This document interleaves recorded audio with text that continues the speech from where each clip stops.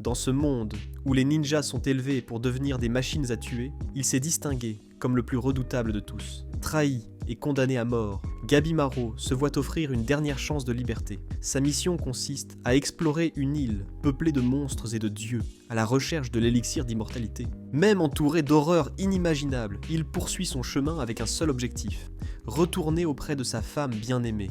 Gabimaru a été capturé et condamné à mort. Sur le point d'être décapité, quelque chose d'étrange se produit. Il n'arrive pas à mourir. Après plusieurs coups, son corps continue de résister, même s'il ne le veut pas et n'aime pas la vie. Car il a tué d'innombrables personnes. Il est interrogé par une jeune fille qui lui tourne le dos, car il est nu. Elle veut raconter son histoire et lui dit que ses parents ont été assassinés par le chef du village quand il n'était qu'un enfant. Mais il s'en fiche. En tant que ninja, il n'a ni rêve ni but. Il ne fait que tuer et obéir aux ordres. De plus, il a été capturé alors qu'il tentait de quitter le village, après avoir été trahi par ses collègues, car le chef ne permet à personne de partir. Maintenant, ils essaient de le tuer en utilisant des taureaux, en les attachant à ses jambes. Une fois de plus, cela n'a pas fonctionné, les taureaux n'ont pas réussi, et le commandant allait essayer de l'attacher à son morceau, mais il en a été empêché. La jeune fille revient et dit qu'il semble résister, même s'il ne veut plus vivre, et lui demande pourquoi il a essayé de quitter le village. Mais avant cela, elle ordonne au commandant et au type au taureau de se taire, car c'est elle qui parle. Gabimaru répond qu'il est parti pour une raison stupide. Il était le meilleur de la région, appelé Yagakure, reconnu par le chef du village, et il avait même épousé sa fille. Mais la fille du chef est devenue idiote. C'était une ninja innocente, insouciante et gâtée, qui l'ennuyait et ne le laissait même pas entrer avec ses chaussures dans la maison, jusqu'à ce qu'il en ait marre d'elle, et qu'il s'en aille. Mais avant cela, il est allé prévenir son père, et celui-ci lui a demandé un dernier travail, mais c'était un piège. Il dit qu'il a été stupide d'avoir prévenu le chef du village, et qu'il a pas agi avec beaucoup de naïveté. Mais même s'il avait essayé de s'enfuir, il se serait fait avoir aussi. Pendant ce temps, l'homme conseille à la jeune fille de ne pas s'impliquer avec lui. Elle lui dit de s'occuper de ses affaires, mais il insiste, disant que Gabimaru est appelé l'homme vide, car il tue sans hésiter et n'a pas de sentiments. Quand ils ont essayé de l'arrêter, il a tué 20 hommes. L'homme dit aussi que ces ninjas de Yagakure consomment un certain élixir de vie, un remède qui vient d'une île mystérieuse et qui leur donne l'immortalité. Il dit qu'il ne va plus l'embêter, et la jeune fille continue de ne pas comprendre la volonté de Gabimaru de tuer 20 hommes, même s'il ne veut pas vivre. Gabimaru réfléchit, et finit par se rendre compte que la jeune fille a raison, qu'il lutte contre la mort, décidé à ne plus résister le lendemain. Ils ont alors recours au feu, et tentent de le brûler. Mais ils ne parviennent même pas à brûler ses vêtements, et l'idiot manque de mourir à sa place. Même s'il a dit qu'il allait cesser de résister, il a menti, et continue. Mais maintenant, le commandant dit que ça va être différent, et l'emmène dans un endroit très étrange. Là, il découvre que la fille qu'il interrogeait n'était pas seulement une perverse, mais une testeuse d'épée envoyée directement d'Edo, Sajiri Yamada Azemon, la décapitatrice professionnelle. Son clan s'appelle Yamada, ce sont des bourreaux depuis plusieurs générations, des maîtres épéistes, spécialisés dans le test des épées. Personne n'a jamais échappé vivant à leur décapitation. Gabimaru essaie de le cacher, mais il est mort de peur. Il voulait que quelqu'un soit capable de le tuer, mais maintenant il le regrette. Il brise ses menottes pour s'échapper et commence à se battre avec l'épéiste. C'est alors qu'il réalise enfin qu'il ne veut pas mourir. Elle dit avoir côtoyé plusieurs personnes sur le point de mourir. Certaines font semblant d'accepter leur destin, d'autres se font passer pour courageuses, et d'autres encore supplient désespérément. Elle révèle alors que même si Gabimaru est vide, il est toujours attaché à la vie parce qu'il aime sa femme. Elle a sa raison de vivre, et au fond, il sait que c'est vrai, et pour retourner auprès d'elle, il doit résister. Sajiri tente de le déstabiliser en lui demandant pourquoi il lutte contre ses sentiments.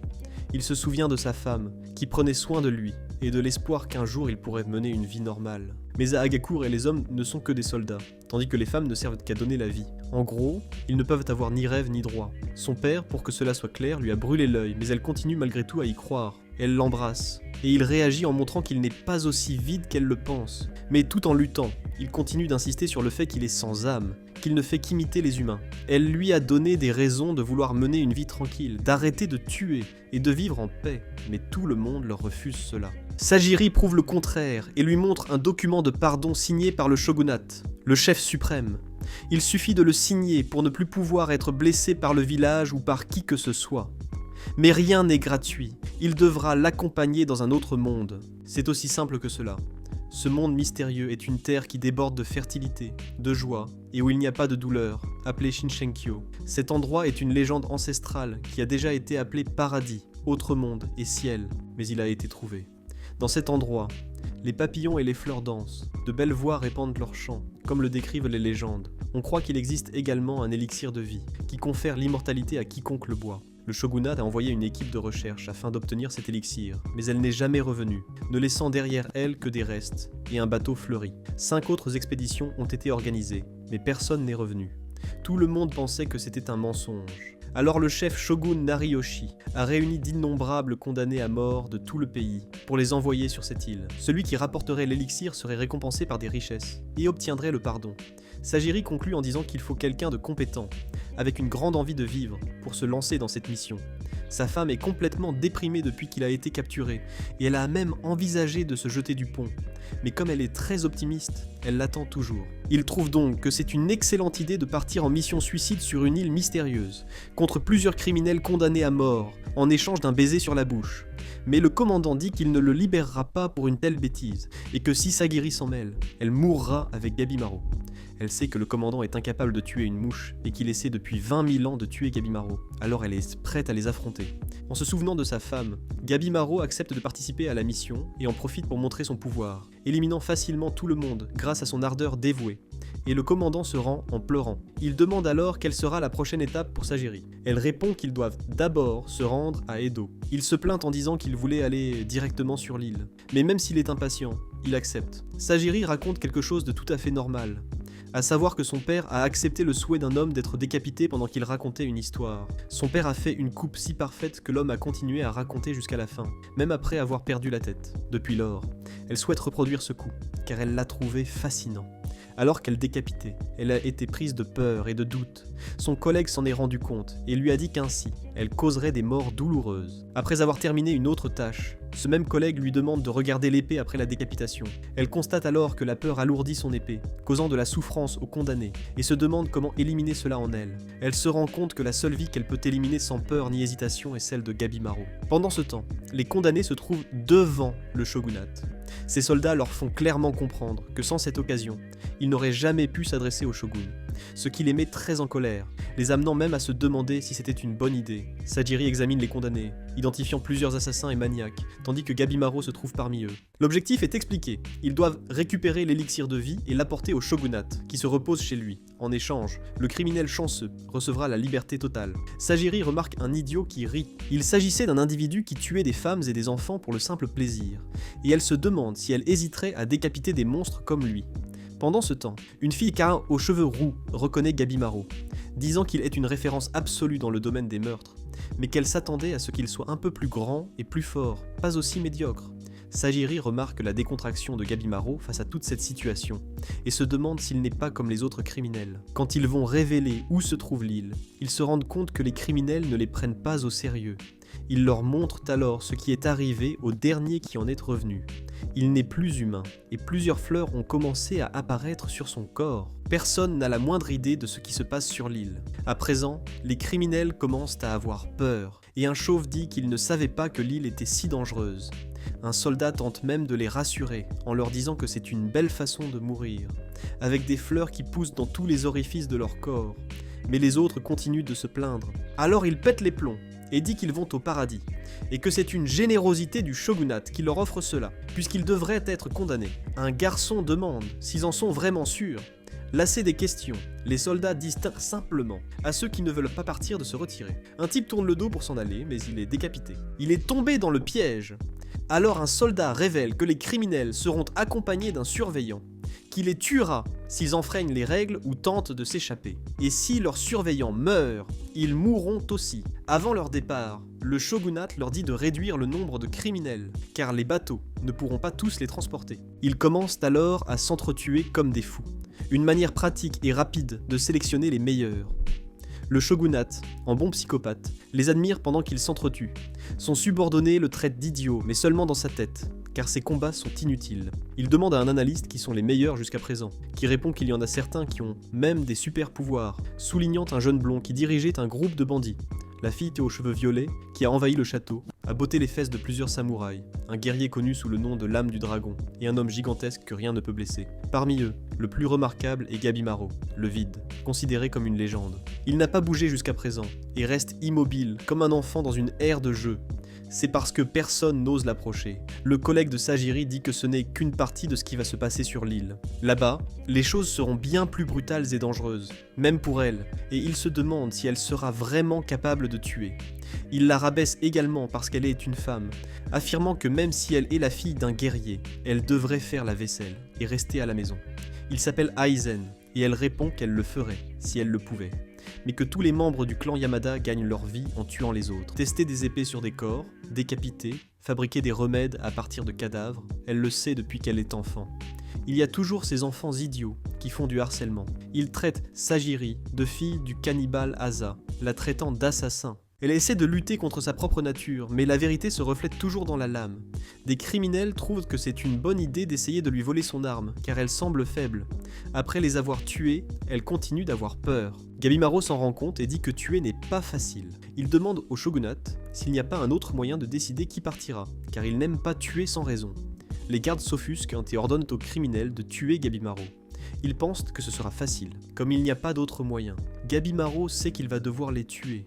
Et même avec les mains liées, il les élimine un par un, de la manière la plus rapide et la plus brutale possible. Impressionné, le shogun dit qu'il est un monstre. Sajiri comprend enfin qu'elle doit accepter le fardeau des morts qu'elle a causé pour vaincre cette peur.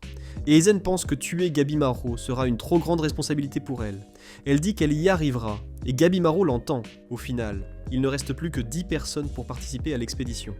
Le roi des voleurs, la lame dragon, le chasseur au sang-proie, la prière fatale, Gabimaro, la courtisane dévorante, la ninja aux cheveux violets, le jésuite renégat et le colosse de Bizen. Ils sont déjà sur le bateau, en route vers le paradis à la recherche de l'élixir de vie, en échange de leur liberté. Gabimaro raconte à Sajiri que lorsqu'il était enfant, il voyait le chef d'Agakour subir d'innombrables attaques à l'épée, mais qu'il restait debout malgré tout.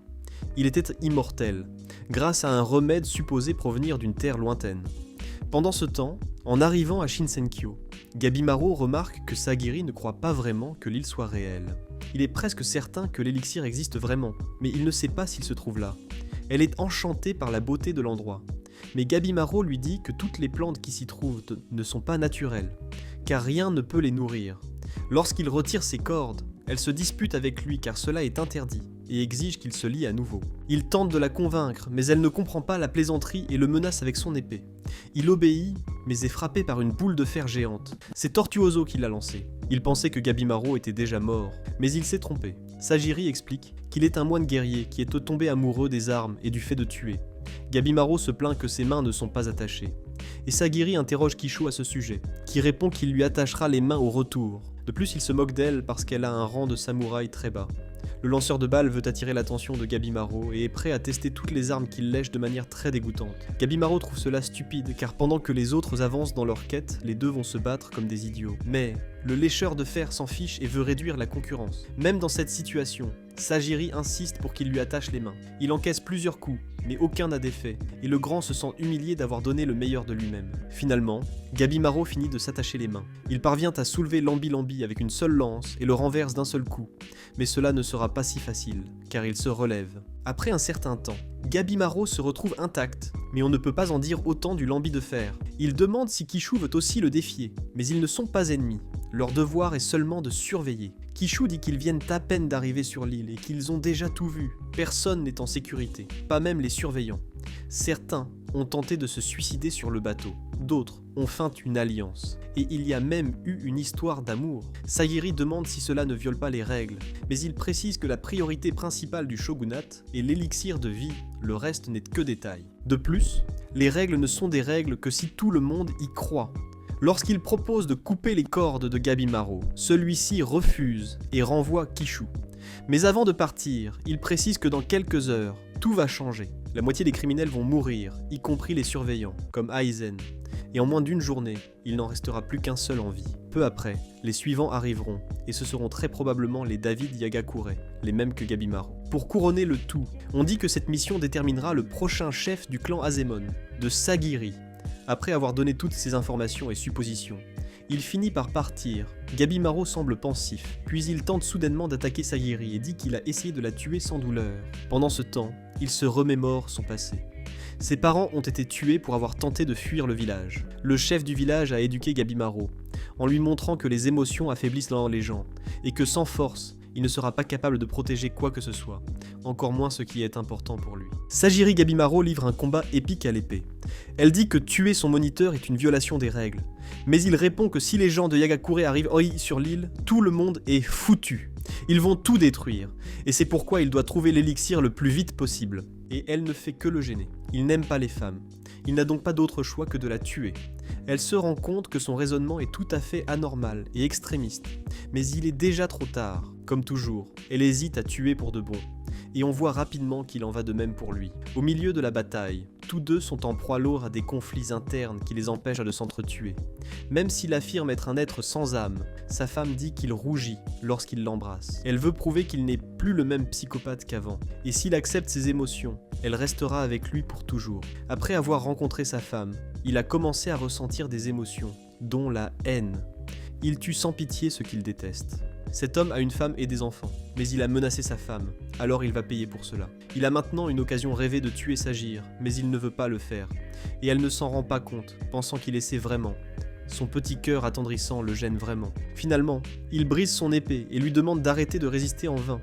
Elle pense vraiment qu'elle va le vaincre avec un morceau de bambou et lui dit que la tuer sera douloureux, car au fond, il tient à elle. Après s'être moqué de ses émotions, elle se retrouve totalement dominée. Gabimaro s'apprête à enfoncer son épée en elle et se souvient que son chef lui a dit de tuer sans réfléchir. Même monté sur une belle femme, il se souvient encore de sa femme, qui lui disait de ne pas le faire. Sajir remarque qu'il lutte contre quelque chose, comme s'il ne voulait pas vraiment la tuer.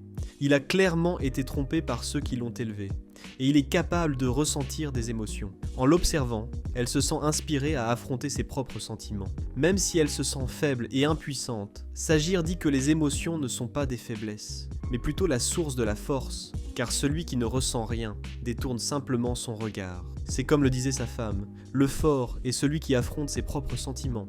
Sajir dit qu'elle devrait l'exécuter, mais qu'elle va laisser passer cette fois-ci. Elle veut l'accompagner dans son parcours de combat, tant physique qu'émotionnel, et veut qu'il lui prouve qu'il peut reprendre le contrôle de sa vie. Comme ils ont tous deux les mêmes objectifs, ils peuvent le faire ensemble. Pendant ce temps, le dragon laminar et son moniteur, qui ressemble davantage à un enfant, trouvent des objets qui semblent avoir été fabriqués par des humains. Après avoir été piqué par un insecte très étrange, il se coupe la main. Elle se transforme alors et se couvre de fleurs. Des insectes et des créatures extrêmement bizarres commencent à apparaître. Ils ont une forme mi-monstre, mi-animale. Mais Gabimaro sait comment s'en occuper. On nous présente l'histoire du dragon laminar. Lorsqu'il est devenu l'homme le plus fort de la région, il a été invité par un riche homme, appelé Tatsumi, à devenir son guerrier. Il a apprécié son nom, car il contenait le kanji signifiant dragon, et a donc accepté de se battre à ses côtés en échange d'un toit et de nourriture. Le millionnaire obèse a fini par offenser le dragon de Laminar après avoir déclaré qu'il ne serait pas capable de trancher un vrai dragon avec sa lame. Furieux, il a détruit tout le manoir. Après avoir causé tout ce désordre, il raconte qu'il a été condamné à mort et poursuivi par tout le clan des Balayos, mais il ne regrette rien. Quand il obtiendra son pardon, il sera enfin libre, pour cette fois couper autre chose au gros bonhomme. Son moniteur dit que cela n'a aucun sens, mais venant d'un type qui coupe la tête des autres et appelle cela son travail, cela n'offense pas Laminar. Son vrai nom est Fuji Yamada Azemon. Il dit que son clan ne se contente pas de décapiter des gens, mais qu'il teste également des épées et fabrique des médicaments.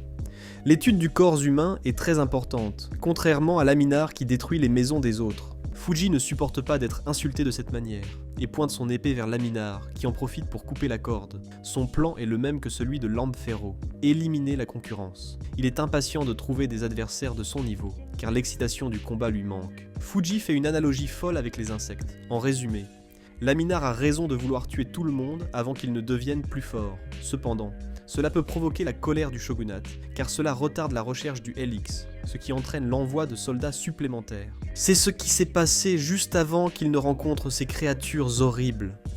Gabimaru essaie de comprendre ce qu'est ce monstre, s'il s'agit d'un poisson humain ou je ne sais quoi. Son apparence est tellement absurde qu'on a du mal à y croire. Son instinct lui dit que cette île est dangereuse, ce qui n'est pas si difficile à comprendre. Même sans connaître la créature, il se jette sur elle. En remarquant sa force, il se souvient qu'on lui a appris à ne jamais combattre des ennemis inconnus. Il n'a donc que 3 options, rester et mourir, s'enfuir seul ou s'enfuir avec Sajiri. Il choisit la plus intelligente, se laisser attraper par la grenouille et se faire tabasser. Sajiri le voit saigner, mais elle ne savait pas que c'était possible. Les deux sont sur le point de paniquer, face à une foule de créatures bizarres, jusqu'à ce que Gabimaru cesse enfin de jouer et active son mode sans émotion, seulement des morts. Ce que Sajiri pensait être le paradis est en fait l'enfer, avec ce paysage sanglant que Gabimaru a transformé en lieu. En remarquant qu'elle est en danger, il essaie de l'ignorer, mais n'y parvient pas et la sauve presque inconsciemment. Un groupe arrive et est impressionné par la capacité de Gabimaru à tuer. Il se souvient des bonnes manières que sa femme lui a enseignées et les remercie de l'avoir sauvé. Il leur demande ce qu'ils veulent. Comme ils sont rivaux, ils n'ont pas besoin de le sauver. La fille aux cheveux violets s'appelle Urushiya. Elle remarque qu'il est très fort, alors elle essaie de le séduire, échangeant son corps contre sa protection. Comme il n'aime pas les femmes, il la rejette sans hésiter. Même si elle savait qu'il résisterait à cette ruse, elle voulait essayer pour voir si cela fonctionnerait. Cependant, l'offre de travailler ensemble était sincère, car 5 valent mieux que 3. Sajiri remarque qu'elle est accompagnée de 2 moniteurs.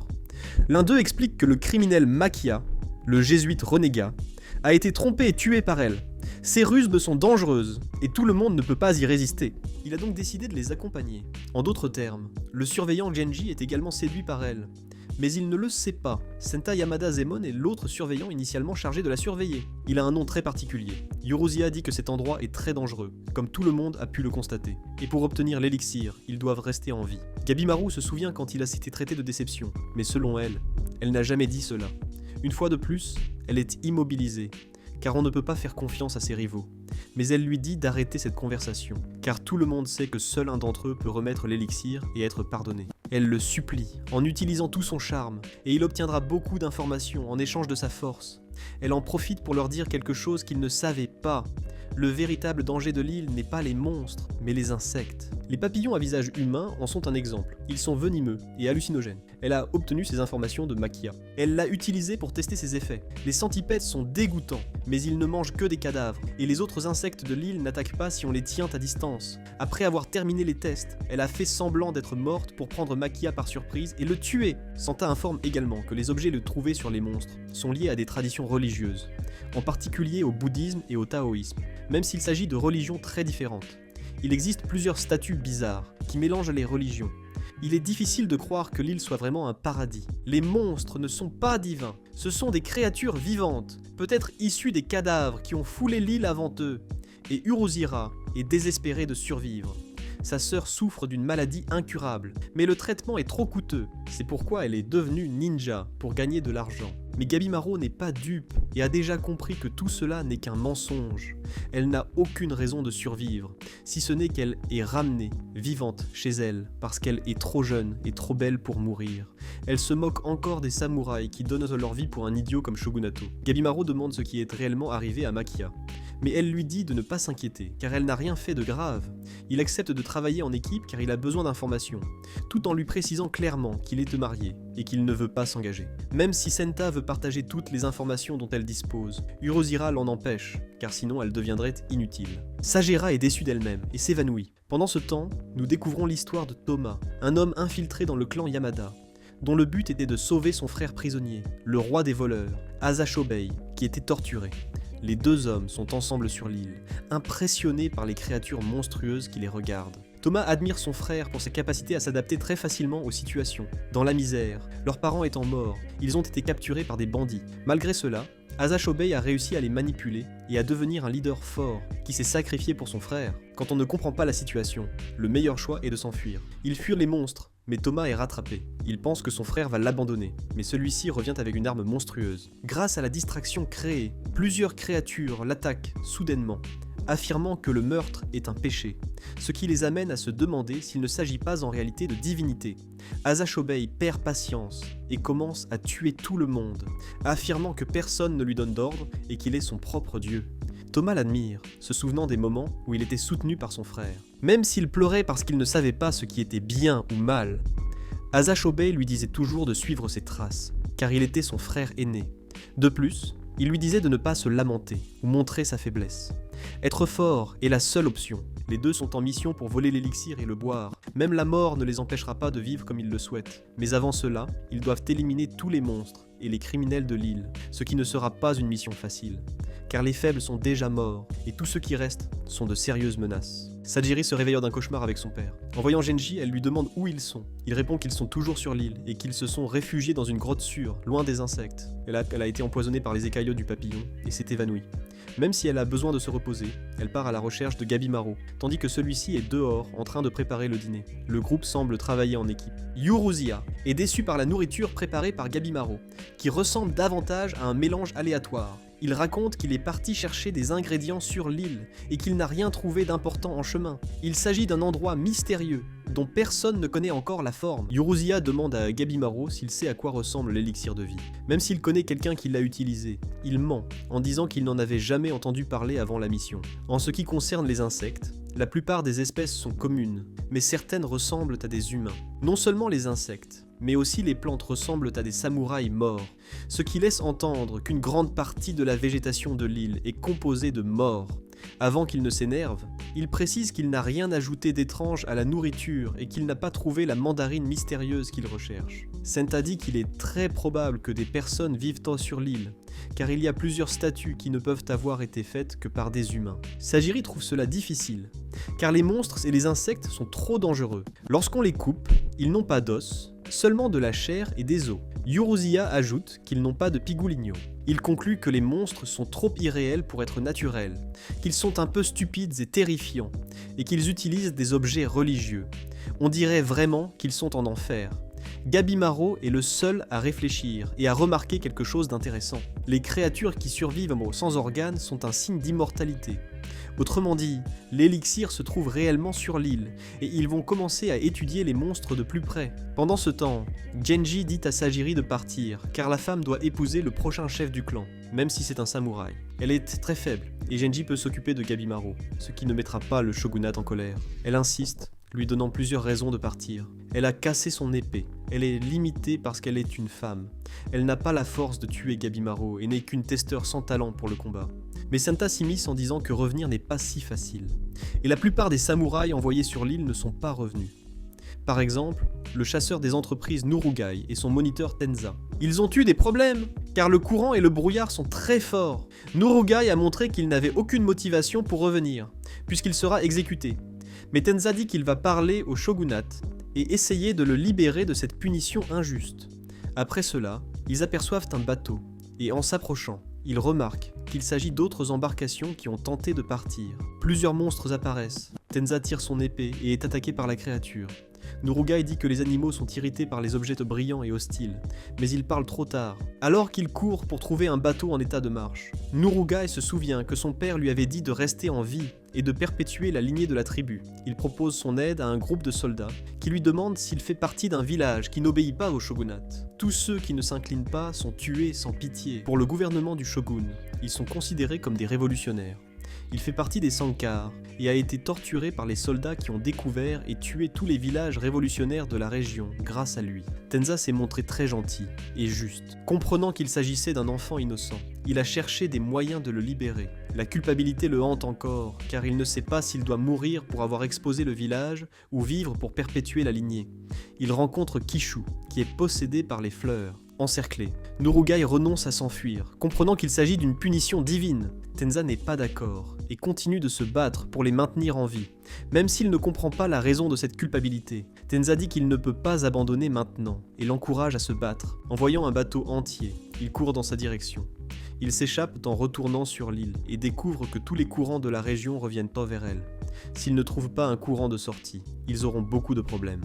De plus, les monstres marins sont différents et la montagne de bateaux peut également l'encercler. Les navires des samouraïs, qui se sont transformés en fleurs, ont réussi à revenir.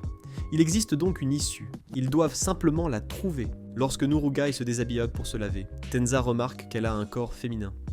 Il découvre alors que Nurugai est une femme. Embarrassée, il se couvre les yeux, mais elle ne semble pas s'en soucier. Tenza était très gentil, alors Nurugai lui dit qu'elle va l'épouser. Tout ce qui se passe sur l'île est trop pour son cerveau. Ils reviennent sur leur plan. La première mission consiste à faire le tour de l'île pour trouver la sortie. Ensuite, ils iront chercher des alliés. Genji dit à Sajiri de partir à l'aube et la traite de petite femme. Santa reconnaît que l'endroit est très dangereux, mais qu'elle serait d'une grande aide s'il devait combattre Gabimaro. Son intuition lui dit qu'il a changé depuis son arrivée sur l'île, protégeant Sajiri, et qu'il pourrait vouloir repartir avec un partenaire. Elle réfléchit au fait qu'elle a effectivement été protégée à plusieurs reprises, mais elle ne sait pas pourquoi. Quand la nuit tombe, les Azémons se relaient pour surveiller Gabimaru. Ils trouvent cela injuste, car les autres prisonniers ne seront pas surveillés, et demandent si Sajiri se sent déjà mieux après avoir été piquée par les insectes. Elle ne s'attendait pas à cette question et répond qu'elle va mieux. Il dit qu'il lui doit une faveur, car elle l'a aidé à devenir une femme. Agir par impulsion n'est pas la bonne chose à faire. Il faut plutôt préparer une attaque contre les Yagakuri. Il a décidé de vivre avec sa femme, et ne s'enfuira pas. Quiconque tentera de l'en empêcher sera vaincu. Sajiri dit qu'il est très fort, et il répond qu'elle l'est encore plus. Elle possède une combinaison parfaite de corps, d'esprit et d'âme, et elle l'a démontré en prison. Jusqu'à présent, il n'a pas réussi à comprendre l'étendue de son pouvoir. Car dans son village, on ne sait pas à quel point quelqu'un est fort tant qu'on n'a pas expérimenté sa force par soi-même. Le lendemain, Genji remarque qu'au final, personne ne les a attaqués, et que les monstres semblent ne pas agir la nuit. Il demande à Sajiri si elle est prête à partir, mais elle répond que non. Il est contrarié, et insiste en disant qu'il va parler au shogunat et que tout va bien. Une fois de plus, il affirme qu'en tant que femme, elle doit rentrer chez elle et avoir des enfants du clan. Elle lui dit de se taire, affirmant qu'elle restera, et qu'il n'a pas son mot à dire. S'il le souhaite, il peut rentrer seul, cela ne fera aucune différence. Quand elle était jeune, Sajiri était traitée avec mépris et préjugés. Toutes les femmes qui portèrent une épée étaient jugées, et même son père la regardait avec déception. Quoi qu'il en soit, qu'elle soit guerrière ou femme au foyer, elle était jugée par sa famille et par la société. Si elle part, elle le regrettera toute sa vie. Même si Genji dit des bêtises et se comporte comme un idiot, elle lui fait clairement comprendre qu'elle n'aime pas être considérée comme une femme faible et lui demande d'être traitée comme une véritable samouraï. Même si elle est inexpérimentée, elle est prête à relever les défis qui l'attendent aux côtés de Gabimaru. Mais celui-ci ne comprend pas et tente de la frapper par lâcheté. Elle lui vole rapidement son épée, montrant qu'elle n'est pas aussi faible qu'il le dit. Il la récupère et est surpris par le colosse, qui n'a toujours pas retiré le tissu qui lui couvre le visage. Kurota est un garçon glouton, qui ne fait que manger, jouer et assassiner des gens de temps en temps. Il est en train de tabasser Genji, qui dit à Sajiri de s'enfuir tant qu'il est encore temps. Gabimaru arrive en donnant un coup de pied volant, projetant le géant au loin. Le vide pense qu'il s'agit d'un monstre, mais Sajiri explique qu'il s'agit du colosse de Bizen, appelé Rokuyurota. Son responsable est Aizen, qui est mort depuis longtemps. Son regard est celui d'un prédateur qui ne veut que dévorer sa proie, et la seule option pour Gabimaru est de le tuer. Il analyse les capacités de l'ennemi, comme le lui a enseigné le chef du village, et se rend compte que le colosse est très résistant, car le coup de pied n'a eu aucun effet. Physiquement, Gabimaru est plus faible. Il demande donc l'aide de Yuruzira. Elle répond qu'elle va continuer à recueillir des informations comme convenu. En prime, elle va même l'encourager. Les attaques du colosse sont simples, mais très rapides, et il est impossible de bloquer ses poings. Les cailloux sur le sol n'ont également aucun effet sur lui. La lame difforme de Gabimaru, qui ressemble davantage à un chiffon, ne parvient pas non plus à le blesser, même si elle coupe l'acier. Pendant ce temps, Sajiri tente d'aider Genji. Il lui dit qu'auparavant, elle agissait comme un homme, et qu'à présent, elle se montre gentille comme une femme, mais elle ne veut simplement pas qu'il meure, et elle essaie de l'aider. Finalement, il comprend. Elle ne veut pas choisir entre le côté féminin ou masculin, mais plutôt accepter les deux comme faisant partie d'elle-même. En signe de respect et d'admiration, il lui tend son épée, disant que le colosse a tué Aizen, et qu'il est donc de son devoir de le couper en deux. Gabimaru se rend compte qu'il est impossible de l'affronter en duel, et que ses attaques à distance n'ont aucun effet. Comme il se bat seul, c'est encore plus difficile, car il ne peut pas exploiter les angles morts. Mais Sajiri apparaît et lui coupe le doigt, le faisant pleurer comme un enfant. Comprendre la structure de l'ennemi et attaquer ses points faibles est essentiel dans la bataille. Et elle le sait. Santa dit qu'elle veut s'occuper de Genji, mais Yuruzia répond qu'il est probablement déjà mort, même avec tout ce vacarme. Aucun monstre n'est arrivé. Ils peuvent donc regarder le combat et s'enfuir une fois que les deux seront morts. La blessure du colosse s'est déjà arrêtée de saigner, et ils doivent trouver un moyen de lui couper la tête, en commençant par les jambes pour le mettre à genoux. Sajiri a une occasion en or, mais elle hésite car elle agit sous le coup de l'émotion. Elle se souvient qu'il s'agit de quelqu'un qui a tué 2 de ses amis, et commence à raisonner plus clairement. Gabimaru remarque qu'il s'est blessé à la jambe, en esquivant les coups, et Sajiri se rend compte qu'une simple gifle du colosse cause déjà beaucoup de dégâts. Il bouge beaucoup, ce qui rend difficile pour elle de le toucher, car elle est habituée à attraper des personnes immobiles. Le faire se pencher est la seule option. Gabimaru est distrait pendant qu'il parle. Soudain, le colosse se met à pleurer et à crier, se jette sur lui et lui assène un coup en plein visage. Gabimaru est sous le choc face à la force absurde du géant et se blesse gravement. Alors qu'il s'apprête à recevoir un autre coup, Sajiri intervient. Elle se souvient de tous les enseignements qu'elle a reçus, garde son calme et parvient à dévier la trajectoire du coup. Impressionnant tout le monde, elle possède un niveau d'équilibre exceptionnel. Senta dit qu'elle est classée 11e aux Azemons, qui est déterminée par la capacité de leadership, et qu'elle perd malheureusement des places, simplement parce qu'elle est une femme. Genji se rend compte qu'en termes d'habileté, elle n'a pas beaucoup d'expérience au combat, mais il est clair que lorsque son devoir s'aligne sur ses sentiments, son habileté à manier l'épée est impeccable. Même si elle craint les monstres de l'île, elle n'a pas peur des criminels, et est une personne très têtue. Gabimaru conclut que son opinion sur elle était juste. Elle est très forte. Le colosse est à genoux, sur le point d'être décapité. Mais il parvient à s'échapper. Gabimaru a une idée un peu radicale. Il termine son analyse complète de la situation et se rend compte qu'il va devoir utiliser ses compétences de dévouement ardent. Fatigué d'utiliser ses capacités, Sajiri dit que cela a suffi pour tout incendier, et Uruzira et Senta s'enfuient lorsqu'ils se rendent compte que la situation est hors de contrôle. Ils veulent mettre le feu à tout l'endroit. Elle explique que la fumée rendra le colosse désespéré, et qu'en l'inhalant, il sera à bout de souffle, ce qui le rendra beaucoup plus facile à arrêter. Le monoxyde de carbone intoxique tout le corps, le privant d'oxygène, et la solution est de rester accroupi et de ne pas inhaler la fumée. Le colosse n'en peut plus et s'agenouille. C'est maintenant l'occasion idéale de le décapiter. Gabimaru lui tient les mains et Sajiri se concentre pour en finir rapidement. Cependant, ses yeux reflètent son histoire. Aussi brutal qu'il puisse paraître, il n'était qu'un enfant insatisfait, avec lequel personne ne voulait jouer. Sajiri s'en rend compte en lui tenant la tête. Les flammes s'intensifient, ce qui pourrait attirer des monstres. Il est temps de partir, de loin. Elle aperçoit Genji mort, et se dit que sur cette île, elle ne peut enterrer ni ses compagnons ni les criminels. Elle doit donc rester forte et aller de l'avant. Genji lui a toujours dit que la force et la faiblesse ne doivent pas être séparées, mais acceptées. Les monstres se rassemblent autour des flammes, contrairement aux animaux qui s'éloignent instinctivement du feu. Un signe de plus que ces créatures ne sont pas normales. Gabimaru suggère d'aller dans la direction d'où viennent les monstres. Même s'ils sont dangereux, ils sont le seul indice pour trouver l'élixir de vie. Mais avant cela, il veut se reposer, car il ressent encore les effets du coup qu'il a reçu. Sajiri pense abandonner, mais il est prêt à suivre tous les indices, aussi minimes et dangereux soient-ils. Sa motivation à retourner auprès de sa femme l'emporte, et il se demande si Sajiri ne s'inquiète pas pour ses collègues. Comme tous ont accepté la mission en connaissant les risques, ce serait un manque de respect de s'inquiéter pour eux. Et la seule façon de les aider est de trouver l'élixir le plus rapidement possible. Une fois de plus, Sajiri et Gabimaru ont des intérêts communs. Alors qu'ils courent, ils rencontrent Uruzia et Senta, et leur demandent pourquoi ils se sont enfuis. Mais en découvrant un village détruit, ils sont très surpris. Comment des gens ont-ils pu vivre à cet endroit? Pendant ce temps, Toma et Shubei sont en train de massacrer les monstres. Shubei est un dur à cuire, il boit même le sang des monstres, affirmant que c'est très bon pour la santé. Interrogé sur les personnes qui vivaient autrefois sur ces terres, Toma répond que les gourous étaient une sorte de super-humains. La plupart ont l'apparence de vieillards, sont immortels et ont la capacité de lancer des sorts mystérieux. La légende dit que Shinsenkyo n'est pas habité par des monstres, mais par les gourous. Shubei voit une excellente solution à ce problème. Tuer la vieille Harada. Sentant une présence étrange dans la forêt, les deux hommes partent à sa découverte et tombent sur un couple en train de s'embrasser. Shubei demande s'il y a de la place pour un de plus, et comment ils peuvent être aussi insouciants dans cet endroit. L'une d'elles se demande comment il peut y avoir des humains dans cette région. Elle parle comme si elle n'était pas humaine non plus, alors Shubei lui demande s'il y a une sorte de monstre. Ils sont invités à participer, mais l'invitation est annulée par la blonde, qui se révèle être une métamorphe et qui va les tuer. Gabimaru n'est plus surpris par rien sur cette île. La question n'est pas de savoir s'il existe des gourous ou non, mais s'ils sont des alliés ou des ennemis. Remarquant qu'il était observé, il court après l'individu, qui est un enfant.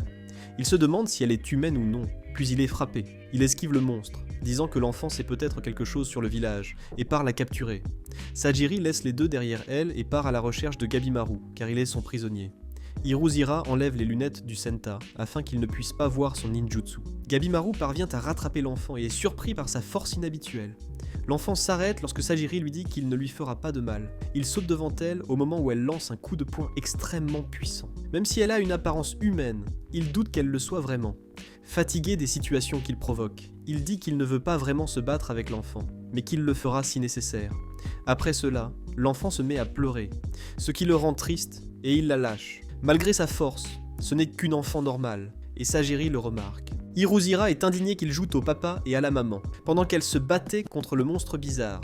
alors qu'ils essaient de calmer l'enfant. Le monstre leur dit de la lui rendre. Il les emmènera alors au village et leur parlera de l'élixir de vie. Iruzira dit que cela pourrait être un piège, car les monstres ne parlent pas. Mais ils sont convaincus après que le monstre leur ait dit qu'il y avait des bains chauds au village. Sajiri est inquiète, mais Gabimaro sait qu'il peut facilement vaincre le monstre s'il tente quelque chose. En arrivant au village, il remarque que tout est détruit. Le monstre leur dit qu'il y a 1000 ans, ce n'était pas comme ça, et les emmène chez lui. Gabimaro a beaucoup de questions, mais Iruzira exige de prendre un bain d'abord, et il dit à Senta de s'occuper d'elle, pendant que Sajiri et Iruzira profitent du bain. Gabimaro remarque à quel point le monstre et l'enfant sont paisibles. Même si elle dit qu'elle n'est là que pour surveiller Iruzira, elle ne peut nier que le bain est très relaxant. L'enfant apporte des serviettes et montre qu'il aime bien Sajiri sans même parler. Gabimaro est méfiant et ne laisse pas Senta boire d'eau. Même s'il a soif, ils doivent d'abord découvrir qui sont ces monstres. Même en mettant un festin sur la table, il est obligé de résister. Le monstre tente de prouver que la nourriture n'est pas empoisonnée, et dit que la fille en mange aussi. Gabimaro lui demande quelle est sa relation avec lui, mais le monstre préfère ne pas le dire. Changeant de sujet, il pose des questions sur l'île et l'emplacement de l'élixir, mais il est interrompu par Iruzira, qui meurt de faim. Sajiri et Gabimaro ont l'impression d'être distraits. Le monstre commence par dire que le vrai nom de l'île est Kotaku, le paradis où vivent les dieux. Sajiri remet en question ses affirmations, mais le monstre n'a jamais quitté l'île. Il ne sait donc pas quoi répondre. De plus, il révèle que l'élixir de vie existe réellement, et que dans la légende ancestrale, son nom est Tan, la source de la vie éternelle. L'île comporte 3 parties, le littoral et la forêt sont appelés Exo. Le village se trouve dans la région d'Ojo, et l'élixir se trouve à Orai, au centre de l'île, qui est envahi par le brouillard. Il découvre qu'il ne sert à rien de continuer à chercher dans la forêt. L'élixir n'est pas une mandarine, et Gabimaro est soulagé de savoir qu'il va retrouver sa femme. Lorsqu'il demande au monstre s'il sait que ce n'est pas une invention ou s'il l'a déjà vu de ses propres yeux, celui-ci répond que tôt ou tard, Gabimaro le trouvera. Il ne doute donc plus de ses paroles, car les gourous célestes sont des êtres parfaits. Ils ne meurent pas, ne vieillissent pas et sont extrêmement beaux. Les monstres qui ont croisé leur chemin sont les Shoshin, et ils ne peuvent se comparer aux gourous. Le monstre dit que ces informations ne mèneront à rien, car les gourous sont des êtres invincibles et ne permettent à personne de quitter l'île. Tous les êtres humains qui ont foulé ces terres ont fini par mourir. Gabimaro le menace et continue de douter, mais il explique que les gourous sont les êtres les plus importants de l'île, car ils commandent les Shoshin et punissent les humains. Et la punition n'est pas seulement la mort. Ils renaissent sous la forme de belles fleurs, libérés de leurs péchés, atteignant la paix éternelle. Ces vies qui se transforment en fleurs sont la source de l'élixir. Pour prouver ses dires, il montre qu'il se régénère grâce à l'une des bénédictions de l'élixir. Gabimaro demande si la jeune fille possède également le pouvoir de régénération, en pointant son épée vers elle, et se fait réprimander par Sajiri pour avoir fait cela. Le monstre conclut en disant que c'est vraiment le paradis, et que le destin des humains est entre les mains des dieux qui habitent ici. Comme Senta n'a pas voulu remplacer Sajiri, elle devra l'accompagner jusqu'au bain. Gabimaro dit qu'elle semblait très détendue après le bain. Elle essaie de nier, mais il s'en souvient clairement. Ils discutent du fait que le groupe a obtenu beaucoup d'informations, mais il les trouve très décousues. Et Sajiri ne sait pas si elle peut vraiment s'y fier. Le monstre s'appelle Roku, et l'enfant Mei. Tous deux sont nés sur l'île, et y vivent depuis des siècles. Ils disent à un vouloir continuer à vivre en paix. La plupart des informations ont du sens, sauf celles concernant les gourous célestes. Santa disait que dans la philosophie ancienne, les gourous étaient des sages de haut calibre, mais les deux conviennent de laisser les mystères pour plus tard. Et ce qui importe, c'est de savoir s'ils seront empêchés de prendre l'élixir. En arrivant à la baignoire, Gabimaro tombe sur Mei en train de prendre un bain.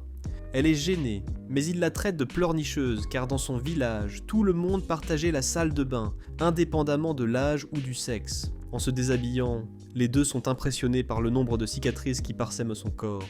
Même s'il y a des produits dans la baignoire, Mei semble très négligée, et Sajiri remarque qu'elle n'a personne pour lui apprendre à les utiliser. Elle décide alors de s'occuper des cheveux de Mei avec les produits apportés d'Edo. Gabimaro reste dans une partie séparée afin que les deux puissent se laver tranquillement. Quand on lui demande pourquoi, elle répond qu'elle doit rendre l'appareil, car la jeune fille Olos a offert de la nourriture et un bain à tout le monde. Elle ajoute qu'elle doit se détendre tant qu'elle le peut, car elle se surmène. Mei adore sa nouvelle coiffure et remercie Sajiri en la serrant dans ses bras. Tout en se plaignant, Gabimaro se souvient de sa femme, disant qu'il se force beaucoup, comme l'a dit Sajiri, et qu'il est important de se reposer après des tâches épuisantes. Il n'a pas à être gêné lorsqu'elle lui lave le dos, puisqu'ils sont mariés. Mais il dit ne pas être gêné. il n'aime simplement pas prendre de bain, car l'eau dilue ses instincts de combat. Mais elle lui jette un seau d'eau dessus pour qu'il arrête de dire des bêtises. Elle dit que se reposer est essentiel pour ne pas s'évanouir lors de la bataille qui compte vraiment. Il lui demande de quelle bataille elle parle, et elle répond que c'est la bataille de la vie. Vivre en harmonie et en honnêteté. Suivre ses convictions, sans y renoncer, est la seule bataille importante. Elle ajoute que même s'il est général, elle est stratège, et son conseil est de se reposer. Elle l'invite à entrer dans la baignoire, mais il est comme un chat, et déteste l'eau. Après cela, il lui conseille également de ne plus cacher sa cicatrice avec ses cheveux. Même si c'est la façon dont elle aime se coiffer, elle obéit joyeusement à son souhait. Alors qu'il s'apprête à sortir du bain, il dit à Mei de ne pas avoir honte de ses cicatrices, car il connaît une femme qui a une grande cicatrice et qui est plus belle que toutes les autres. Sajiri est enchanté par ces paroles et se dit qu'il n'est peut-être pas une mauvaise personne, car il change peu à peu. Gabimaru dit que ce moment de détente lui a rappelé ses objectifs, et qu'il n'a pas de temps à perdre en conversation. Depuis son enfance, Tenza a toujours été humilié et les gens le traitaient de déchet, d'incapable et d'inutile. Il a grandi dans les bidonvilles, et ses parents n'avaient ni l'argent ni l'envie de le nourrir. C'est pourquoi, lorsqu'il avait faim, il volait. Il était libre, il dormait et se réveillait quand il le voulait. En marchant, il est tombé sur un groupe d'hommes qui l'ont insulté, mais ils l'ont payé cher. Alors qu'il frappait les hommes, il a été intercepté par son futur maître, appelé Shion. Anurugai dit qu'ils ne trouveront pas la sortie en marchant sur la plage. Ils finiront seulement par s'épuiser. Fatigué d'être traité d'imbécile, Tenza pique une crise. Elle propose d'aller dans la forêt pour affronter des monstres, mais il refuse. Sachant qu'elle est une femme, il évite de la mettre en danger. Elle trouve cela mignon, et lui dit à nouveau qu'elle veut l'épouser. Mais il répond que ce n'est pas le moment de penser au mariage, mais plutôt à la sécurité. Soudain, une femme qui serait tombée du ciel apparaît, marchant sur l'eau. En se transformant en homme, il demande si ce sont eux deux qui ont tué tant de Shoshin dans la forêt. Effrayés, ils s'enfuient, mais le gourou leur fait comprendre qu'ils n'y parviendront pas. Il est impressionné par les détours pris par Anurugai, et les deux hommes recommencent à se disputer. La créature est très forte, et la seule chose qu'ils peuvent faire est d'essayer de s'enfuir. Après avoir gagné du temps en lui coupant la tête, ils se réfugient dans la forêt. Mais le gourou continue de les poursuivre. Ils sont sauvés in extremis par Shion. Alors que les trois s'enfuient, l'Anurugai demande comment il peut être aussi précis sans voir, loin de la créature. Tenza explique que Shion est son maître et qu'il lui a appris à manier l'épée. Shion lui fait remarquer que son coup était médiocre et que contre des adversaires de ce niveau, Tenza doit se concentrer sur les mains ou les pieds. Même dans cette situation, il joue le rôle du professeur, mais se montre heureux que les deux soient sains et saufs, car il pensait ne plus jamais le revoir après qu'il soit descendu du bateau. Après avoir accompli son devoir, il a essayé de quitter l'île, mais n'a trouvé aucun moyen de sortir. Comme il y a des limites à ce qu'un homme aveugle peut faire seul, il a cherché de l'aide. Tenza dit qu'ils peuvent le faire ensemble, mais avant cela, Shion lui demande pourquoi il protège une criminelle. Après avoir tenté de le séduire et d'enfreindre les règles, la courtisane a été tuée d'un coup indolore, et il exige donc des explications.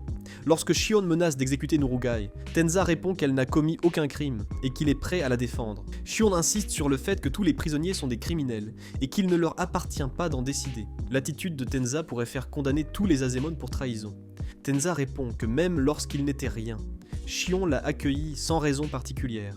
Tout comme Shion dit avoir senti en lui un potentiel et une sagacité, Tenza ressent la même chose pour Nurugai. Il sait qu'il sera écouté s'il parle sincèrement, alors Shion se souvient du moment où il l'a sauvé. Étant une bonne personne, il finit par accepter Nurugai et laisse le sujet de côté. Ils sont impressionnés que Shion ait remarqué que Nurugai est une femme, et il dit être un bon observateur. Ils se saluent, et elle reconnaît Shion comme son maître. Même si Tenza est impatient de partir, Shion dit qu'ils doivent y aller doucement, car cette aberration est toujours en liberté. Alors qu'ils discutent quant de ce qu'ils feront s'ils la rencontrent à nouveau, la créature apparaît derrière eux. Shion les sauve à nouveau, mais son attaque est si rapide qu'il a failli avoir la tête arrachée. Tenza essaie de se battre, mais la créature le domine complètement et connaît tous ses mouvements. Le gourou révèle que pour les transformer en élixir, ils doivent être vivants, mais comme ils sont si agaçants, il va les tuer. Tenza n'a pas le choix et va faire de son mieux, mais le gourou esquive facilement tous ses coups, et un simple mouvement des doigts est mortel. De retour dans le passé, il demande pourquoi Shion l'a adopté. Shion dit à Tenza de parler correctement, et répond que son travail consiste à aider les gens, en particulier ceux en qui il voit du potentiel. Il ne comprend toujours pas très bien, et les deux partent, s'entraîner. Tenza est contrôlé par ses émotions pendant le combat, et Shion s'en rend compte. Sa colère et son insécurité se manifestent de toujours, ce qui le fait réfléchir à son choix de devenir samouraï. Shion ne s'attend pas à ce qu'il suive ses enseignements à la lettre, mais si un jour il a besoin de protéger quelque chose d'important, ces techniques lui seront très utiles. Shion fait une analogie avec les cerisiers, en disant que leurs troncs sont fins et leurs fleurs sont petites, mais qu'ils ont tout le potentiel pour grandir.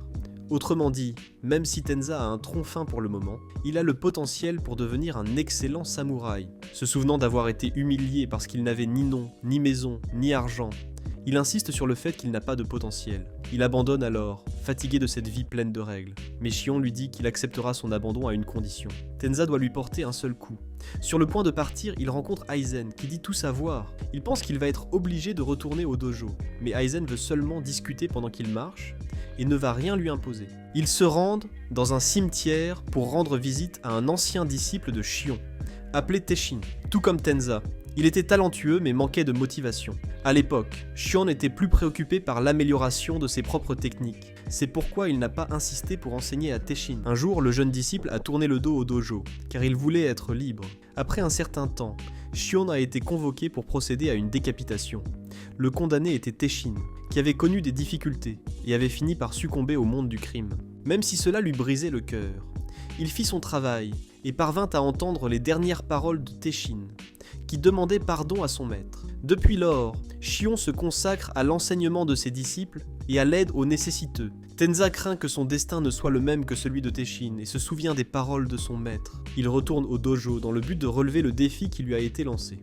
Au début, Shion remarque que son attitude a beaucoup changé. Tenza ne s'était jamais consacré à quoi que ce soit, mais il décide qu'il veut devenir un bon samouraï. Son maître a été la première personne à croire en son potentiel.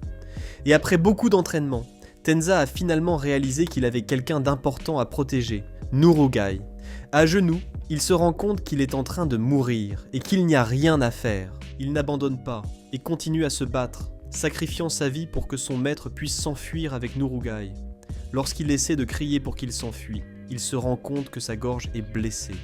Même s'il sait qu'il ne peut pas vaincre la créature, Shion court vers elle, mais change de direction et s'enfuit avec Nurugai. Pendant le combat, il s'excuse mentalement auprès de son maître. Même s'il a pris soin de lui, la priorité est désormais Nurugai. Sa vie défile devant ses yeux, et il se demande s'il avait vraiment autant de potentiel qu'elle. Malheureusement, il ne résiste pas, et le gourou admet qu'il était un adversaire difficile. Pendant ce temps, Nurugai pleure, voulant revenir le sauver. Shion sait que ce n'est pas possible, et même s'il le considère comme un frère, il ne peut pas rendre son sacrifice vain, car il ne pourrait jamais vaincre cette créature. Les deux promettent de venger sa mort. À la fin, Tenza parvient à le toucher et décide de rester au dojo, demandant humblement à être formé par son maître. Pendant ce temps, le groupe est toujours dans le village fantôme. Senta est terrifié. Plus il en apprend, moins les choses ont de sens. Gabimaru est pensif, et Asahiri le remarque. Ils sont submergés de nouvelles informations et de mystères à résoudre. Pendant que tout le monde se repose, Gabimaru monte la garde.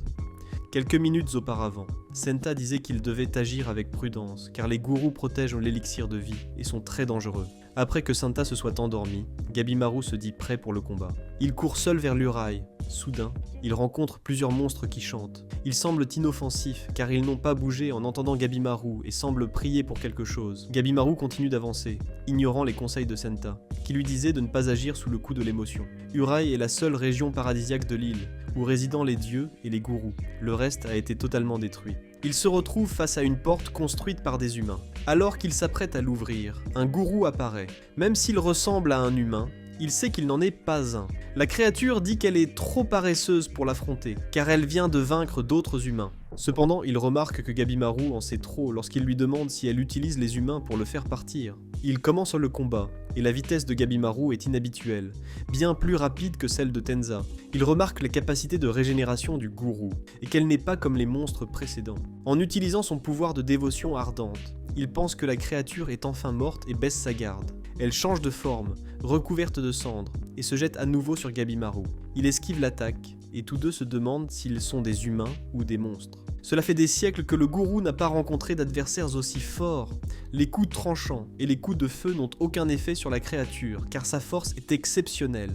Il doit élaborer une stratégie, comme il l'a fait avec le colosse, car il est dangereux d'échanger des coups en combat singulier. Après avoir touché le gourou avec précision, celui-ci réagit différemment et change de forme. Grâce à un pouvoir inconnu, il parvient à toucher Gabimaru de loin, en utilisant uniquement la pression du vent. Il se souvient que Mei utilise également ce pouvoir inconnu, et que se défendre ne suffit pas, il doit esquiver.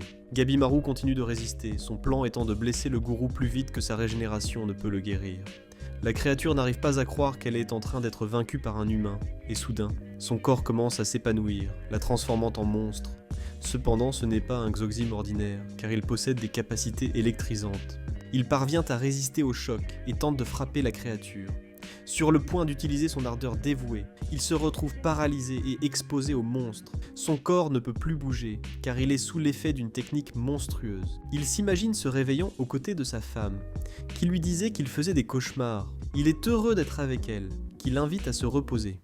En lui offrant un thé qui prévient les cauchemars, elle remarque qu'il est clairement heureux, que tout cela n'était été qu'un rêve. Elle lui demande de quoi il parle, puis il se réveille à nouveau dans la réalité. Prisonnier des bras de la créature, il n'a plus aucun espoir de rentrer chez lui. Même s'il est à l'article de la mort, il se souvient de la règle numéro 20. Avant de mourir, infliger autant de dégâts que possible à l'ennemi. Utilisant son ardeur dans cette situation, sa vie est également en danger. Mais il s'en moque et parvient à se libérer. Soudain, l'enfant apparaît et le sauve, ce qui amène le gourou à se demander ce que fait Mei.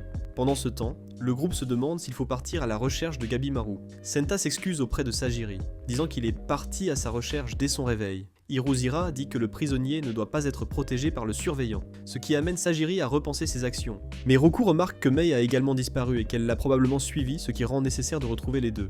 Hirozira se sent alors plus en sécurité pour partir, car il sait traverser les brumes. En chemin, elle demande comment sont les gourous, et Sajiri se montre également très curieuse. Roku explique que les gourous sont 7 anciens, et nous les voyons discuter de leurs préférences en matière de genre. Alors que certains préfèrent les hommes et d'autres les femmes, Roku précise que les deux sont essentiels. Même si le jaune préfère être un homme, il devient une femme pour séduire la rose. Le chef met fin à la conversation en annonçant que quelques jours auparavant, des humains sont arrivés sur l'île. Il a remarqué qu'il ne s'agit pas d'êtres ordinaires, car ils ont déjà vaincu d'innombrables Shoshin. L'un d'eux juge son collègue incompétent, car il a eu du mal à vaincre Gabimaru qui se trouvait à la porte. Il n'arrive pas à croire qu'un simple humain ait obligé Zujin à utiliser sa forme Kishikai. Le juge s'appelle Jufa, et il est amusé par son chef, qui dit que tous sont une famille et doivent s'unir. Lui seul a le droit de faire du mal à Zujin. Jufa dit qu'il a déjà jeté quelques humains dans le puits de la mort et qu'ils sont probablement déjà devenus des fleurs, mais qu'il ne faut pas les sous-estimer. Son chef dit qu'aucun humain ordinaire ne tuerait le Moxin, et compte tenu de l'humain que Zujin a affronté, les choses sont différentes maintenant. Si Shubei sort du puits et que les autres humains éveillent également leur sentiment de vengeance, ils découvriront enfin que les rats acculés peuvent être effrayants. Le chef demande si Gabimaru est déjà mort, et Azurin ment en répondant que oui. Les gourous indiquant clairement que leur objectif est de rester éternel. Roku explique qu'à l'origine, il n'y avait qu'un seul gourou. Il s'appelle Sanji, Aksho, Jijun, Ratna, Yanjun, Manjuri et Dijun. Un homme qui maîtrisait l'art des gourous est devenu un dieu et s'est divisé en 7 parties. Même s'ils sont similaires en apparence et en voix, leur personnalité et leur rôle sont extrêmement différents. Mais ce n'est qu'une légende, datant de l'époque où Roku n'était qu'une petite feuille.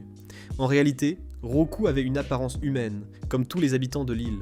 Leurs vies étaient bien plus longues que la normale, et leur village était très prospère. Cependant, avant de mourir, ils ont été transformés. Leurs corps sont devenus des arbres, et à la fin de ce processus, ils ont pris racine en priant assis. Cela peut se produire à tout âge, leur conscience s'éteignant progressivement. Peu à peu, la conscience de Roku s'estompe également, et sa famille a déjà disparu. Malheureusement, sa fille Ellie a été la première de la famille Kora à se transformer, ce qui explique le village fantôme. De plus, Orei est le lieu de repos des âmes, et les gourous décident qui peut y entrer ou non. Sajira pense toujours à Gabimaru, et souhaite qu'il aille bien, même si elle sait que ce n'est pas sa responsabilité. Il se réveille à côté de Mei, et se rend compte qu'elle l'a sauvé. Il réfléchit que les gourous ne sont ni des anciens, ni des dieux, mais des monstres, et il va les vaincre pour obtenir l'élixir de vie. Mais faire cela seul est une mission suicide, il doit donc retrouver son groupe. Derrière lui, Lamina, Dragan et Fuxia apparaissent de nulle part, menaçant de le tuer. Gabimaru est blessé, et sait qu'il sera difficile de se battre sans se blesser davantage. Mais il remarque que Lamina a également le côté gauche du corps défectueux. En analysant sa posture, il imagine le pire et Fuchsia interrompt la discussion en disant que c'est inutile. Après que Lamina ait exprimé son désaccord, en disant que tous les combats commencent par une évaluation de la force de l'adversaire, il répond que même ainsi, l'analyse n'a aucun fondement scientifique. De plus, ils ont besoin d'informations car ils errent sans but. Et Fuchsia sait comment torturer quelqu'un. Gabimaru se rend en voyant qu'il n'a aucune chance de les affronter, surtout dans cet état. Lamina le teste et dit qu'il recherche des hommes forts, pas des lâches qui s'inclinent. Fuchsia souhaite en savoir plus sur l'île, alors Gabimaru lui raconte tout. Incrédule face à l'histoire des gourous, il demande comment ils parviennent à se régénérer. Mais Gabimaru ne connaît pas les détails, même sans preuve. Les deux acceptent sans réserve d'aider Gabimaru, sous-estimant les gourous. Lamina révèle qu'il veut être immortel, dans le sens où il veut être immortalisé de génération en génération, comme un guerrier qui a vaincu des dieux. Son nom, Tamiya, ne vieillira jamais. C'est ça, la vraie immortalité. Les trois concluent un accord, dans le but d'en finir avec les gourous. Mei se réveille, et Gabimaru remarque qu'elle a vieilli. Elle a appris à parler un peu. Il la remercie alors de l'avoir sauvée, et lui demande si elle est aussi un gourou. Pendant ce temps, Santa dit qu'il est impossible que cet endroit soit le véritable paradis. Tous les termes utilisés tels que Horai, Eshu et le nom des gourous sont utilisés dans d'autres religions. Tous les éléments de cet endroit proviennent de cultures déformées. En d'autres termes, c'est un mélange confus de monstres, de statues et même de la géographie de l'île. Pour finir, il pense que l'île a un créateur et que cette déformation ne peut avoir été faite que par Makia Moro, fondateur d'une nouvelle religion, qui voulait renverser le shogunat. Découvrir le créateur de tout cela pourrait être la clé de l'élixir. Après cela, il s'excuse d'avoir trop parlé, mais tout le monde reconnaît son intelligence. Yuruziya dit que le projet existe depuis plus de 1000 ans. L'interrompre pourrait être compliqué, d'autant plus sans Gabimaru. Mais Sagiri sent qu'il est toujours en vie et élabore un plan pour revoir sa femme. Il demande à Mei s'il existe un pouvoir capable de détruire les gourous, mais son langage est très difficile à comprendre.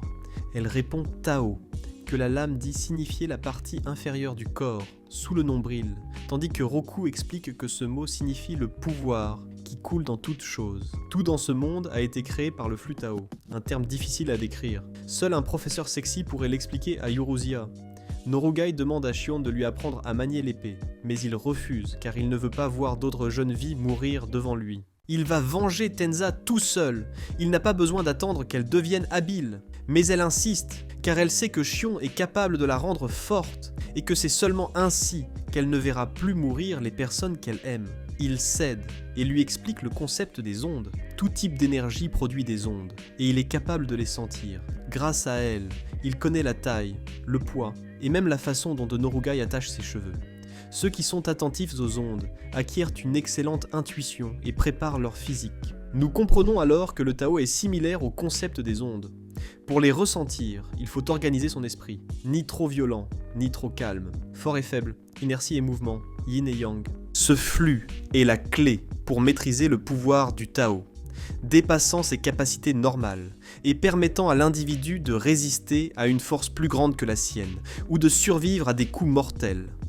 Norugai est impatiente d'apprendre à maîtriser ce pouvoir, mais elle doit d'abord s'inquiéter de tenir correctement l'épée. Elle se demande s'il sait vraiment de quoi il parle, et soudain, ils sont surpris par Tsukin. À l'aide de son épée, il effectue des coups si précis qu'il prouve chaque détail de son enseignement, tout en éliminant les créatures. Il enseigne divers principes de force et d'équilibre. Il se rend compte que les monstres de cette terre sont extrêmement forts. Même s'il est habile, il sait qu'il n'a pas la capacité de tous les vaincre. Lamina dit que la meilleure façon d'apprendre le Tao est de s'entraîner, et il y a d'innombrables monstres pour le faire. Mais Gabimaru remarque un Zyukin différent, à l'arrière-plan. Les gourous sont détendus, car le puits est un endroit extrêmement difficile à escalader. En plus d'être haut, les âmes qui y sont mortes tentent de leur tenir compagnie. Mais Shubei et Thomas ne sont pas des humains ordinaires, et parviennent à atteindre le sommet. Même si Thomas veut élaborer un plan, quitter l'île ou autre chose, son frère ne pense qu'à tuer. Il a remarqué que les gourous ont un point faible, qui se trouve dans l'aine ou le nombril, car leur régénération se fait de bas en haut. Thomas est impressionné par l'analyse de son frère, qui prend rapidement un bras pour goûter la chair du monstre. Soudain, un autre monstre apparaît. Contrairement aux autres, Il parle. Il dit être venu sur ordre des gourous pour enquêter sur la situation. Ils ont été chargés d'évaluer les humains qui sont arrivés sur l'île, servant directement les gourous célestes, contrairement aux Shuxin, qui sont défectueux et dépourvus d'intelligence. Lorsque la créature leur dit de retourner au puits pour devenir Tan, Shubei s'énerve et se jette sur lui. Le monstre se demande comment il maîtrise le Tal. Shubei dit qu'il va le tabasser pour avoir travaillé pour les gourous. Les deux sont déterminés à affronter les différentes créatures qui ont la capacité de se régénérer. Le monstre remarque que Shubei est épuisé, même s'il se déplace très rapidement. Il a vraiment un talent naturel, mais il ne parvient toujours pas à utiliser correctement le Tal, ce qui permet au monstre de le frapper facilement. Shubei est toujours en vie, mais Lula Molusco va le jeter inconscient dans le puits. Quand il se rend compte que Lula a baissé sa garde, Shubei se relève. Le monstre ne comprend pas comment il a pu se régénérer. Il ne devrait être qu'un simple humain, mais le fait d'avoir fusionné avec les autres pendant qu'il était dans le puits lui a donné de nouvelles capacités. De plus, il montre clairement qu'il peut détecter le Tal du monstre, ce que les humains ne sont pas capables de faire. Son Tal est plus grand qu'avant, peut-être à cause de sa colère. Le monstre se rend compte que Shubei ne plaisante pas, et chaque coup le rend plus fort. Shubei, même s'il ne comprend pas ce qui se passe, remarque que son corps est bien plus utile. Thomas s'inquiète en découvrant que son frère pourrait perdre son humanité à cause de ces changements soudains. Mais pour lui, une seule chose compte, son instinct de chasseur et de tueur. Il se souvient avoir été menacé par un bandit, mais il fait preuve de courage en se coupant avant que les bandits ne le coupent. Shubei est coriace, et ce ne sera pas une mission facile. Grâce à sa grande capacité d'adaptation, il parvient à voir l'aura qui émanait du monstre, qui désespère et appelle le Zoxim, mais Thomas les a déjà tous éliminés. Il se rend. Shubei, quant à lui, comprend qu'il n'a pas réussi à vaincre le gourou, car il n'avait pas connaissance du Tal. Il sait qu'il a beaucoup à apprendre, mais c'est une question d'entraînement, sa soif de sang augmente, car il a désormais une chance contre les gourous. Avant de le tuer, Shubei veut des réponses. Thomas remarque que sa cicatrice s'agrandit, mais il ne sait pas si c'est une impression. Mai a la même cicatrice en forme de vigne. Elle continue de répéter « faible et fort », mais Lamina ne comprend pas. Il croit pouvoir apprendre le Tal par la force brute. Ils sont impressionnés par la force de Gabimaru, qui demande ce que fait Fuxi. Il dit qu'il analyse les monstres, car chaque structure interne est différente. Non seulement les monstres sont des mystères biologiques, mais Mai l'est aussi. Gabimaru dit qu'elle a utilisé une sorte de pouvoir pour démolir la falaise et le sauver, et qu'aucun humain n'est capable de faire cela. En réalisant qu'on la regarde, Mai se met à pleurer. Lamina dit que les femmes n'aiment pas être regardées, mais Gabimaru s'en fiche, car il est déjà marié. Les deux se disputent, tandis que Fuxi se rend compte que le vide est plus humain qu'il n'y paraît. Lamina est pris par surprise par un monstre qui tentait de capturer Mai. Il dit qu'elle est une maîtresse, qu'elle a été bannie du palais et qu'elle a disparu dans l'Uraï. Ils ont été empêchés de la rechercher, mais heureusement, le destin les a réunis à nouveau. Le monstre révèle que, tout comme les gourous, Mai se nourrit d'humains et ne doit pas rester avec eux. Même s'il sait que c'est une perte de temps, Gabimaru ne laisse pas le monstre l'emmener. Mais il n'y voit que des avantages, car son objectif était également de tuer les humains. Ils parviennent à contrôler les insectes, et Lamina veut se venger, car il a perdu sa main à cause du papillon. Tout comme les gourous, ils parviennent à utiliser des attaques invisibles qui frappent à longue distance. Lamina et Gabimaru finissent par se gêner mutuellement, et les monstres affirment que les deux n'ont aucune raison de se soucier de la maîtresse Mai. Gabimaru se rend compte que son ancien moi l'aurait abandonné depuis longtemps, mais il ne se sent pas mal d'avoir changé. Il dit qu'il est naturel d'aider quelqu'un qui l'a aidé, et demande pourquoi ils sont obsédés par elle. Ils répondent que les disciples comme eux étudient la maîtrise du Tao, et que leur maître est essentiel à cet entraînement. Lamina se moque d'eux, parce qu'ils sont des monstres, mais le Tao aide tous les êtres vivants. Avant de les tuer, le disciple explique qu'il faut 5 étapes pour maîtriser le Tao. La dernière étape nécessite un partenaire. Fuxi explique qu'ils font référence aux relations sexuelles. Lamina dit que l'entraînement du mec pour baiser est sérieux. Le disciple répond qu'il s'agit d'une pratique vraiment noble.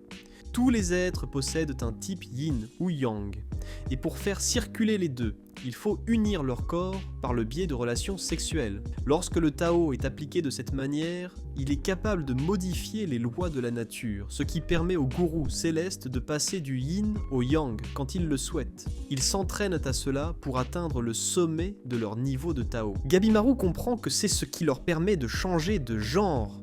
Le disciple ajoute que les créatures normales comme lui ont besoin d'un partenaire et que la maîtresse Mei possède le yin de la plus haute qualité. Bien qu'elle a la même origine que les gourous célestes, elle a été bannie du palais pour ne posséder que le yin. Son maître lui a donné 2 choix, mourir comme un animal ou devenir la partenaire d'entraînement des monstres à Horai.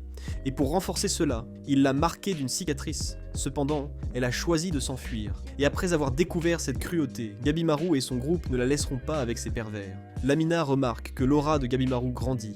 Il met sa femme à la place de Mei, pris de rage, car les disciples parlent d'elle comme si elle était un objet. Les deux se préparent au combat, tandis que Gabimaru se rend compte que le gourou céleste peut également se transformer en monstre. Il remarque que cela ne sera pas facile, les écailles des insectes et la peau dure des monstres étant un gros problème. Gabimaru contient les insectes à l'aide de flammes, et même s'ils sont des adversaires plus faibles que les gourous, ils restent très forts. Les disciples sont obligés de réduire les dégâts, car ils pourraient finir par toucher la maîtresse Mei. Fushi se rend compte que Gabimaru fait beaucoup d'efforts pour voir le Tao. Alors il lui explique que pour cela, son esprit doit être à la fois fort et faible. Grâce à ses connaissances approfondies en anatomie, il parvient à déchiffrer Mei. De plus, elle l'a laissé la toucher pour qu'il puisse ressentir son propre Tao, tout comme elle le laisse faire Gabimaru. Mais pour y parvenir, il faut s'entraîner, dans un état d'esprit spécifique. Dans le cas de Gabimaru, il doit affaiblir son esprit. Sans force et faiblesse réunies, il n'est pas possible de le détecter. Gabimaru n'a pas d'équilibre et laisse seulement la force prévaloir.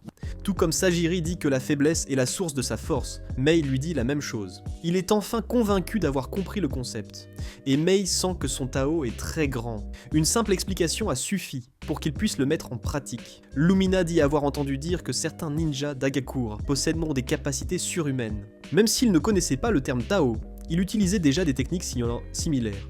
Gabimaru parvient à prévoir l'intention et la direction des attaques de l'ennemi, simplement en analysant son Tao. Son entraînement de ninja n'a jamais été orienté vers cette pratique, même si elle est très précieuse. Il parvient à ressentir tout ce qui l'entoure, et c'est seulement en acceptant sa propre faiblesse qu'il a commencé à ressentir la faiblesse des autres. Plongé dans des vagues de conflits, il comprend d'où vient la force de Sajiri, pour avancer sans hésiter. Un monstre tente de l'attaquer, mais Gabimaru a des années-lumière d'avance. Comme il a maîtrisé le Tao si rapidement, les disciples soupçonnent qu'il est l'un des gourous. Dans ces derniers instants, le disciple avoue avoir été envoyé par les gourous célestes pour espionner. Il disait que les humains étaient différents cette fois-ci, et que s'ils ne faisaient rien, ils pourraient être en danger. Les gourous avaient effectivement raison. Et le disciple tente un dernier coup en utilisant des insectes. Mais Gabimaru est plus rapide, et Lamina le réduit en miettes. Sajiri et son groupe passaient par la porte d'Horai, et tombent nez à nez avec le gourou, qui arrache la tête de Roku. Il dit qu'ils sont les premiers humains à franchir la porte depuis des millénaires, et Urusira tente de s'enfuir, mais il l'en empêche, disant qu'il ne veut pas encore la tuer. Sajiri remarque qu'il est plus fort que les derniers monstres affrontés, le menaçant avec son épée. Il exige qu'il libère Urusira. Il répond qu'il veut seulement discuter. Même avec la tête coupée, Roku dit qu'il s'agit de Jijun, un gourou céleste. Jijun dit que lui couper la tête ne le tuera pas, mais accélérera seulement le processus de transformation en arbre. Roku demande si son âme mérite d'être invitée à l'Horai. En réponse, Jijun révèle que tout n'est qu'une imposture. Ce n'est même pas son vrai nom, et l'île est un laboratoire où sont menées des expériences sur la vie. Les monstres comme Roku ne sont que le fruit d'expériences. De plus, la plupart des humains qui arrivent sur l'île sont utilisés comme matériel de recherche. Ils sont appelés Kyoshi et sont commandés par le gourou, tandis que les humains de qualité sont transformés en Tan, l'élixir de vie.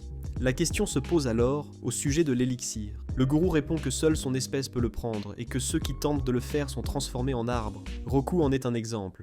En prenant le Tan, il a obtenu la vie éternelle, mais pas la jeunesse éternelle. Sajiri ne peut s'empêcher de penser que Gabimaru ne sera pas pardonné, puisque l'élixir est une imposture. Après les avoir appelés à le suivre, Urusira le tue.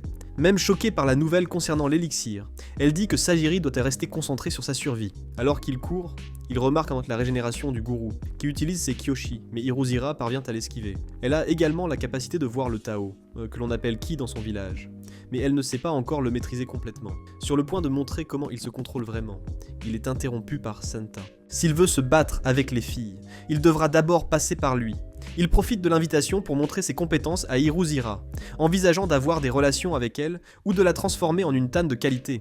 Sajiri a remarqué que Senta était prêt à protéger une criminelle. Apparemment, la plupart des moniteurs se sont attachés à leurs prisonniers. Le gourou l'éloigne grâce à une technique consistant à accumuler et à lancer son propre Tao.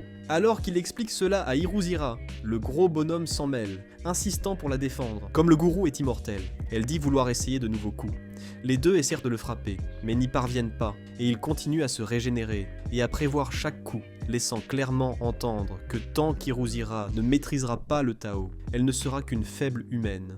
Sagiri demande si le gourou a un point faible, mais Roku répond qu'il est un dieu et qu'il faut simplement accepter la punition divine. Elle le motive en lui disant qu'il ne reverra plus jamais Mei. Le gourou est impressionné par les techniques d'Hiruzira, qui sont très similaires aux siennes. Sagiri l'interrompt avec des coups imprévisibles, car elle ne réfléchit pas, et finit par toucher le centre de son corps. Il sait que cela ne fonctionnera pas, car tous, sauf Hiruzira, n'ont pas suffisamment de Tao. Soudain, Sagiri porte un coup qu'il ne peut régénérer. Elle a réussi à sentir son Tao, qui se manifeste de la même manière que celui de Gabimaro et de Roku Urota. Impressionné par cette capacité, le gourou veut voir de quoi elle est capable. Les trois se préparent à l'affronter. En réduisant son Tao, il parvient à devenir imperceptible, mais Hiruzira réussit à le retenir. Santa intercepte les Kyoshi, et le gourou se détache. L'hésitation de Sagiri rend ses mouvements très prévisibles, et il se montre capable de manipuler le Tao de l'atmosphère en volant. Comme les autres personnes ne savent pas faire cela, elle le considère comme un dieu. Sagiri semble ne plus pouvoir tenir très longtemps, mais Hiruzira dit que le gourou commence à s'inquiéter. Chaque type de Tao a ses faiblesses, et le pouvoir de Sagiri est son point faible. C'est pourquoi Hiruzira va l'arrêter, et Sagiri va le couper en deux. Elle se jette sur lui, et absorbe toutes les capacités du gourou, le tirant vers le bas. Ce n'est pas un dieu, mais un monstre. Senta parvient à le maintenir pour que la coupe soit précise. Une fois leur tâche accomplie, ils sauvent Roku. Senta n'arrive pas à croire qu'il en existe 6 autres comme celui-ci, et Sagiri est impressionné par le pouvoir du Tao. Il décide de trouver une issue, puisque l'élixir n'existe pas. Santa admire Hiruzira, et Sagiri s'en rend compte. Il dit envier sa liberté, car